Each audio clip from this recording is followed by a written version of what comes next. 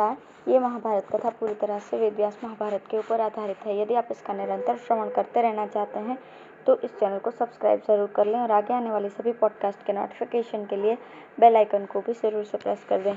अब हम सुनना प्रारंभ करेंगे श्रीमद् भगवत गीता। अर्जुन विषाद योग।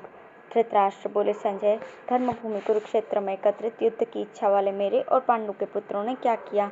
संजय बोले, उस समय राजा दुर्योधन ने व्यूह रचना युक्त पांडवों की सेना को देखकर और द्रोणाचार्य के पास जाकर ये वचन कहा, आचार्य, आपके बुद्धिमान शिष्य द्रुपद पुत्र धृष्टद्युम्न द्वारा व्यूहाकार खड़ी की हुई पांडु पुत्रों की इस बड़ी भारी सेना को देखिए।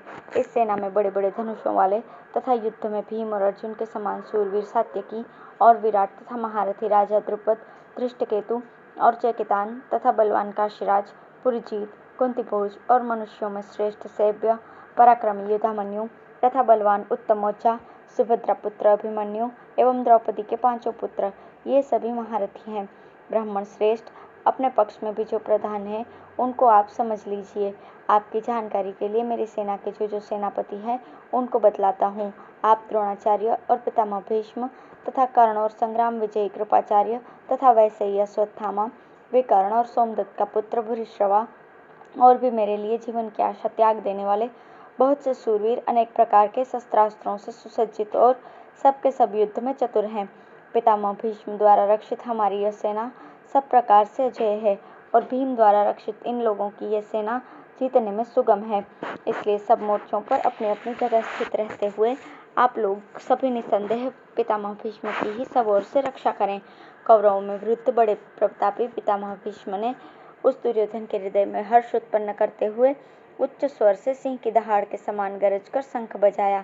इसके पश्चात शंख और नगारे तथा ढोल मृदंग और नरसिंगे आदि बाजे एक साथ ही बज उठे। उनका वो शब्द बड़ा भयंकर हुआ।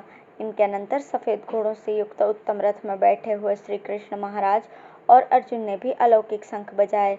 श्री कृष्ण ने पंचजन्य नामक, अर्जुन ने देवदत्त और भयानक कर्म वाले भीम ने पौंड्र नाम का शंख बजाया।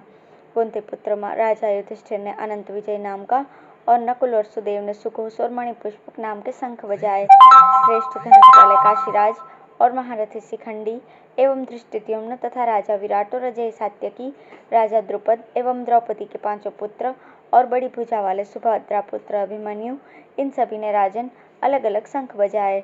उस भयानक शब्द ने आकाश और पृथ्वी को गुंजाते हुए धृतराष्ट्र पुत्रों और आपके पुत्रों के हृदय विदीर्ण कर दिए।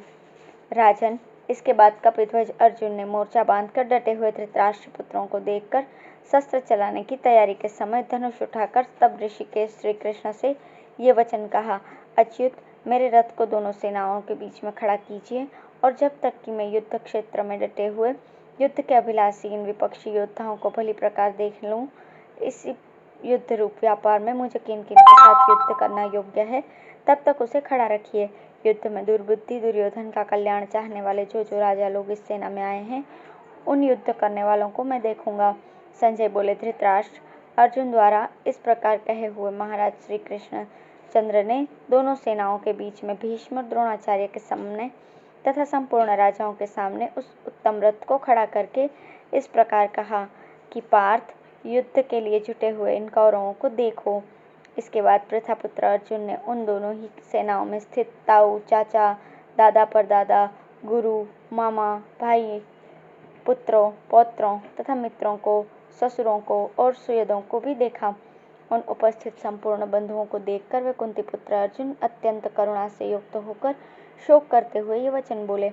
अर्जुन बोले, कृष्ण, युद्ध क्षेत्र में डटे हुए युद्ध के अभिलाषी इस स्वजन समुदाय को देखकर मेरे अंग शिथिल हुए जा रहे हैं और मुख सूख सा जा रहा है। मेरे शरीर में कंप एवं रोमांच हो रहा है, हाथ से गांडीव धनुष गिर रहा है और त्वचा भी बहुत जल रही है तथा मेरा मन भ्रमित सा हो रहा है, इसलिए मैं खड़ा रहने को भी समर्थ नहीं हूँ। केशव, मैं लक्षणों को भी विपरीत देख रहा हूँ तथा युद्ध में स्वजन समुदाय को मारकर कल्याण भी नहीं देखता। माधव, मैं न तो विजय चाहता हूँ और न राज्य न सुखों को। गोविंद, हम ऐसे राज्य से क्या प्रयोजन है अथवा ऐसे भोगों से और जीवन से क्या लाभ है? हमें जिनके लिए राज्य, भोग और सुख आदि अभिष्ट है, वही ये सब धन और जीवन की आशा को छोड़कर युद्ध में खड़े हैं। गुरुजन, ताऊ, चाचा, लड़के और उसी प्रकार दादा, मामा, ससुर, नाती, साले तथा और भी संबंधी लोग हैं। मधुसूदन, मुझे मारने पर भी अथवा तीनों लोगों के राज्य के लिए भी मैं इन सबको मारना नहीं चाहता, फिर पृथ्वी के लिए तो कहना ही क्या है।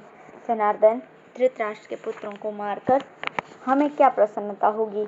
इन आतताइयों को मारकर तो हमें पाप ही लगेगा।